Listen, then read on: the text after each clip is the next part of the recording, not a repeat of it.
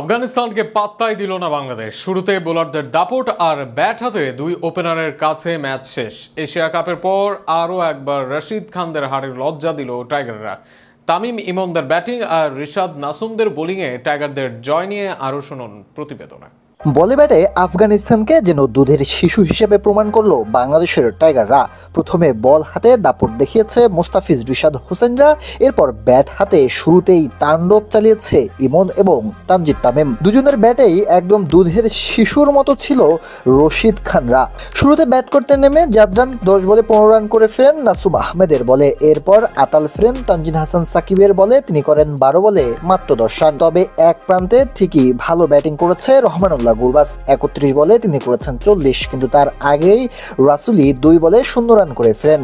1 run করে ফেরেন ইশাক। ওমরজাই 18 বলে 18 রান করে প্রতিরোধ করার চেষ্টা করার পর শেষ দিকে ব্যাট হাতে ঝড় তোলেন মোহাম্মদ নাবি এবং আশরাফ।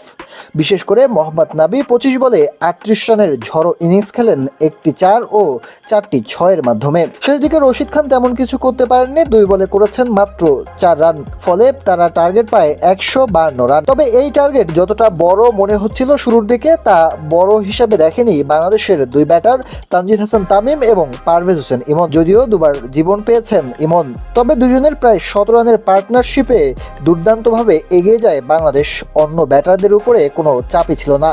শুরুর 10 ওভারে করে বাংলাদেশ 95 রান। এরপর 11তম ওভারেই 17 রান ছুঁয়ে ফেলে টাইগাররা।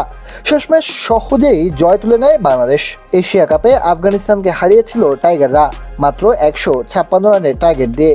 আর এবার তো 152 রানের টার্গেটকে মামুলি টার্গেট হিসাবে দেখলো বাংলাদেশের দুই ওপেনার তানজিদ হাসান তামিম এবং পারভেজ হোসেন ইমন, যেখানে দুজনেই তুলে নিয়েছে দুজনের অর্ধশতকও। সিরিজের পরের ম্যাচে আগামীকাল মাঠে নামবে বাংলাদেশ এবং আফগানিস্তান। সেই ম্যাচে জয় দিয়ে এক ম্যাচ হাতে রেখেই সিরিজ নিশ্চিত করতে চাইবে তানজিদ হাসান তামিমরা।